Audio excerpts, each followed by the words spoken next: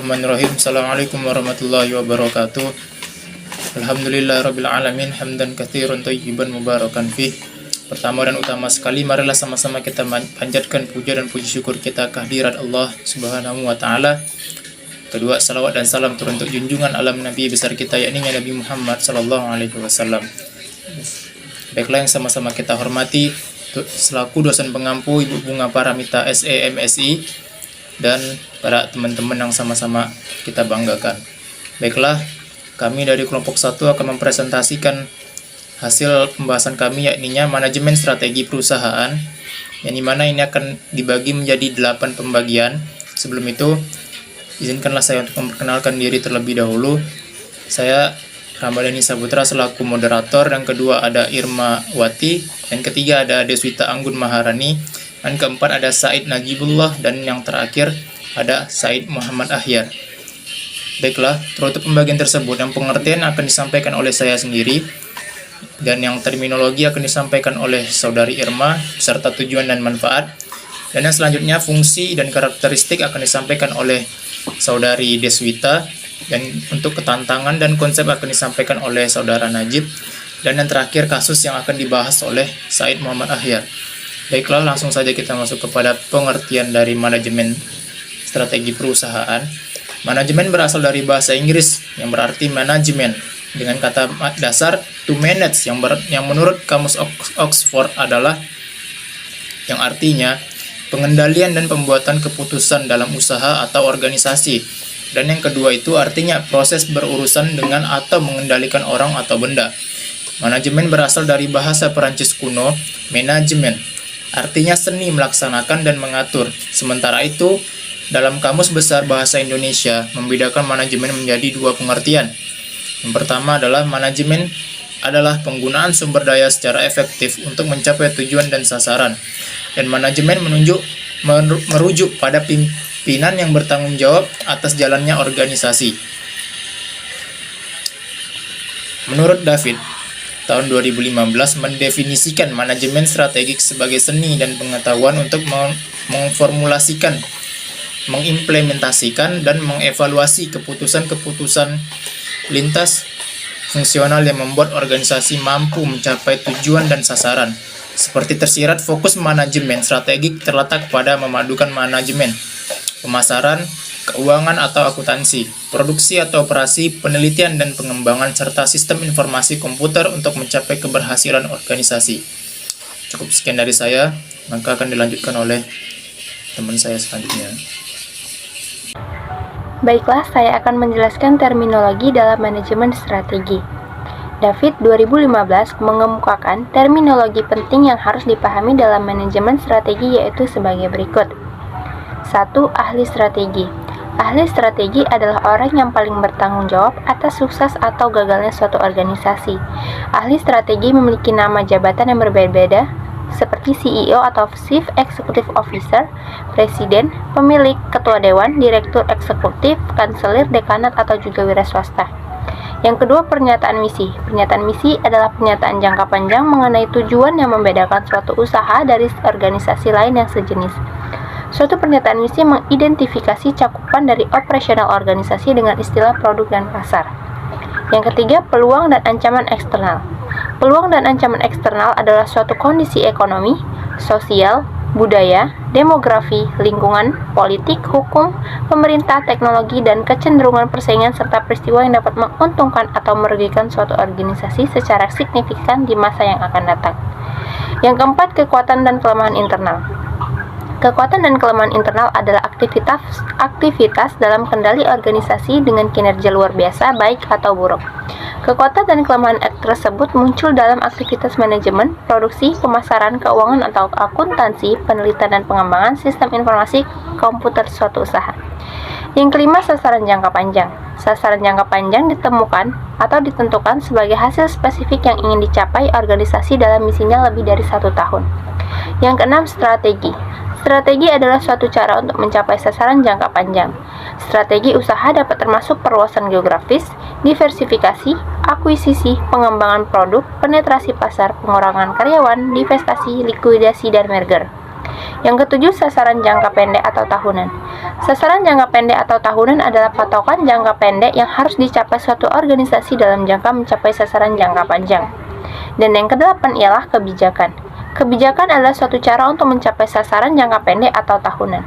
Kebijakan termasuk pedoman, peraturan, dan prosedur yang ditetapkan untuk mendukung upaya mencapai sasaran yang sudah ditetapkan. Selanjutnya ialah tujuan dan manfaat dari manajemen strategi. Yang pertama, tujuan.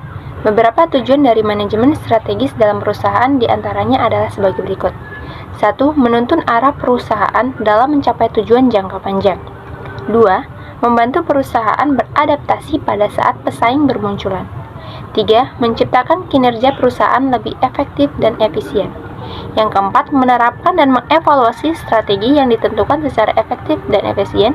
5. Menciptakan strategi baru untuk menyesuaikan dengan pertumbuhan pasar dan lingkungan eksternal. Yang keenam, menyadari ulang kekuatan dan kelemahan serta memahami peluang juga ancaman atau SWOT bagi perusahaan. 7. Melakukan inovasi produk dan layanan sehingga konsumen tertarik dan loyal. Kemudian adalah manfaat dari manajemen strategi, yaitu 1. Manfaat finansial. Penelitian menunjukkan bahwa organisasi yang menggunakan konsep manajemen strategi lebih menguntungkan dan berhasil dibandingkan organisasi lain yang tidak menggunakannya. Yang kedua ada manfaat non-finansial. Manajemen strategi menawarkan manfaat yang nyata seperti meningkatnya kesadaran atas ancaman eksternal, pemahaman yang lebih baik atas strategi pesaing, dan meningkatnya produktivitas karyawan, serta mengurangi keengganan untuk berubah, dan juga pengertian yang lebih baik atas hubungan antara kinerja dan penghargaan. Assalamualaikum warahmatullahi wabarakatuh. Saya Deswita Anggun Maharani. Di sini saya akan menjelaskan materi yaitu tentang fungsi manajemen strategi perusahaan. Fungsi manajemen strategi perusahaan yang pertama yaitu membantu membuat keputusan yang terbaik. Dan yang kedua, meningkatkan kemampuan untuk mengatasi berbagai permasalahan. Yang ketiga, membantu proses adaptasi baik dengan perkembangan zaman maupun perubahan irama persaingan di dunia bisnis. Kemudian yang keempat, meningkatkan keuntungan atau profit perusahaan. Karakteristik dari manajemen strategi perusahaan. Yang pertama, visi jangka panjang. Manajemen strategi perusahaan melibatkan pengembangan visi yang jelas untuk masa depan perusahaan dan menetapkan tujuan jangka panjang yang sesuai. Yang kedua, analisis lingkungan eksternal. Manajemen strategi perusahaan memerlukan pemahaman mendalam tentang faktor-faktor eksternal yang dapat mempengaruhi kinerja perusahaan. Yang ketiga, pengembangan strategi. Manajemen strategi melibatkan pengembangan rencana dan pendekatan yang terarah untuk mencapai tujuan perusahaan. Yang keempat, pengambilan keputusan strategis. Ini berdampak pada arah dan penggunaan sumber daya perusahaan, termasuk alokasi anggaran, pengembangan produk, dan ekspansi pasar. Yang kelima, implementasi strategi. Manajemen strategi memerlukan implementasi yang efektif dari rencana strategis, melibatkan pengorganisasian sumber daya, komunikasi yang efektif, dan pengelolaan perubahan. Yang keenam, evaluasi dan kontrol. Manajemen strategi perusahaan melibatkan pemantauan kinerja strategis, evaluasi hasil, dan penyesuaian strategi jika diperlukan untuk mencapai tujuan jangka panjang. Baiklah, saya akan menjelaskan tantangan dan konsep manajemen strategi. Adapun tantangan dari manajemen strategi yaitu 1. Strategi tanpa arah, 2. Kelumpuhan perencanaan, dan 3. Terlalu fokus pada proses. Yang selanjutnya yaitu konsep.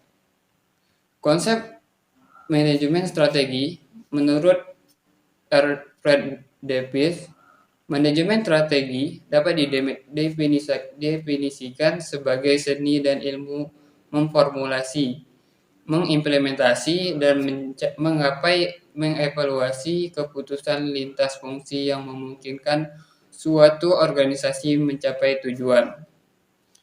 Fred Davis menjelaskan bahwa proses manajemen strategi terdiri dari 3 tahap, yaitu memformulasikan strategi, mengimplementasikan iklan strategi, dan mengevaluasi strategi. Tahap memformulasikan strategi antara lain menetapkan visi dan misi, mengidentifikasi peluang dan tantangan yang dihadapi organisasi dari sudut pandang eksternal, menetapkan kelemahan dan keunggulan yang dimiliki organisasi dari sudut pandang internal. Adapun tahap-tahap mengevaluasi strategi adalah tahap terakhir dalam manajemen strategi. Para manajer sangat perlu untuk mengetahui ketika ada strategi yang sudah diformulasikan tidak berjalan dengan baik. Evaluasi strategi memiliki 3 aktivitas yang fundamental, yaitu mereview faktor-faktor internal dan eksternal yang menjadi dasar untuk strategi saat ini, mengukur performa dan mengambil langkah korektif. Bisa kita lihat dari gambar dari tabel konsep Fred Davis. Pada gambar itu ada beberapa tahap, yaitu tahap 1 bertujuan untuk menyimpulkan informasi dasar yang diperlukan untuk merumuskan strategi-strategi. Tahap kedua bertujuan untuk memunculkan strategi alternatif yang dapat dilaksanakan melalui penggabungan faktor eksternal dan internal. Tahap untuk menginput informasi dari tahap 1 dan tahap 2 tadi, yang dapat diimplementasikan sehingga memberikan suatu objektif bagi pemilihan strategi-strategi yang paling tepat. Baiklah, cukup sekian, saya serahkan kepada moderator. Baik, selanjutnya di sini saya akan menjelaskan sebuah kasus di strategi manajemen di sebuah perusahaan. Di sini kami mengangkat kasus tentang salah satu restoran cepat saji, yaitu KFC. KFC adalah salah satu restoran cepat saji yang dipegang oleh PT Fast Food Indonesia. KFC yaitu merupakan salah satu pimpinan global dalam bisnis makanan cepat saji yang menggunakan menu andalan yaitu daging ayam goreng. Selain menawarkan produk ayam goreng, KFC juga menawarkan menu pilihan lain yaitu seperti nasi, perkedel, kentang goreng, spaghetti, cream soup, twister, dan burger. Dan masih banyak yang lainnya. Namun pada masa pandemi COVID-19 memberikan dampak yang signifikan bagi KFC dengan mengalami kerugian hingga 28,2 miliar pada akhir tahun 2020. Pandemi corona memang berdampak besar bagi KFC itu. Maka dari itu KFC harus mengubah strategi agar tetap berjalan di masa pandemi COVID-19.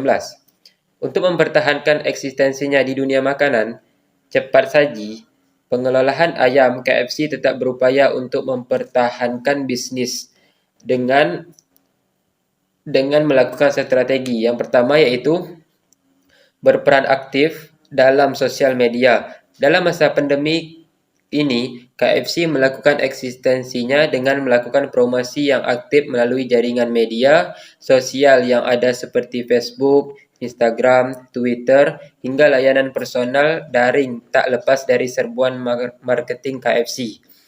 Yang kedua yaitu pengembangan layanan delivery order.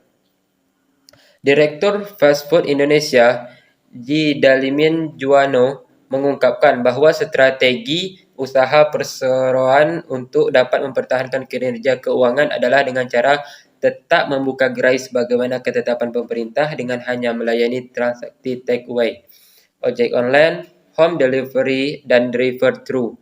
Saat itu, KFC tidak hanya mengandalkan layanan delivery order yang dilakukan oleh restoran itu sendiri, tetapi juga bekerja sama dengan layanan aplikasi yang tengah merebak di masyarakat, yaitu seperti layanan GoFood, GrabFood, hingga layanan lainnya yang berbasis pemesanan.